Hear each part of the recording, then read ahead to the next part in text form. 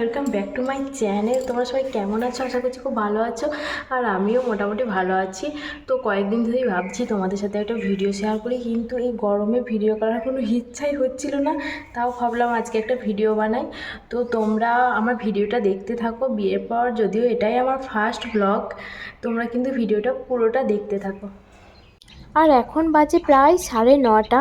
আমি চলে এসেছিলাম বাড়ির পিছনের ফুল গাছ থেকে কিছু ফুল নেবার জন্য, আর তারপর পুজো করে নিয়েছিলাম। আর এখানে দেখো আমি রান্না করছি, যদিও আমার রান্না করা খুব একটা হয় না। আজকে রান্না করলাম একটা কারণে, এই গরমে মানুষ বাঁচছে না, আর মা শুরু করে দিয়েছে বড়ি দিতে।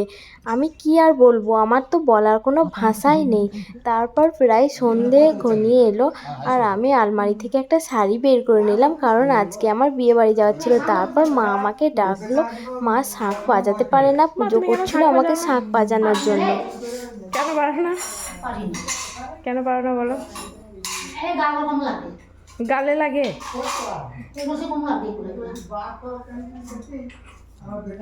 আর তারপর আমরা রেডি হয়ে চলে গিয়েছিলাম বিয়ে বাড়িতে। মাকে বললাম, মা আমাকে একটা ভিডিও বানিয়ে দাও। মা দেখো আমাকে কেমনভাবে ভিডিওটা বানিয়ে দিয়েছে, আমাকে তো বোঝাই যাচ্ছে না। পিছনে আর একটু হলেই একজনের সাথে ধাক্কা লেগে যেত। আর বিয়ে বাড়ি ঢোকার সামনেই দেখছি ফুচকা স্টল। আমি তো নিজেকে সামলাতে পারলাম না, কিছু ফুচকা খেলাম। আর এখানে ওয়েট করছি মার বাবার জন্য। মার বাবা অন্য সাইডে কফি খেতে গেছিলো। আর বিয়েটা ছিল আমার জায়ের বোন, পিসির মেয়ে, মানে জায়ের বোনের বিয়ে ছিল। ও যেহেতু এখানে ছিল না, তাই আমরা তিনজন মিলেই চলে গিয়েছিলাম বিয়ে বাড়ি। আর এখানে দেখো কনে পোজ দিতে শুরু করেছে। আর বিয়ে বাড়িটা তো খুব সুন্দরভাবে সাজানো হয়েছে, কি আর বলবো। আর গরমে তো আমার অবস্থা পুরো একদম খারাপ হয়ে গেছিলো। এখানে আমাদেরকে টিফিন দেওয়া হয়েছে, আমরা এখানে টিফিন খাচ্ছি।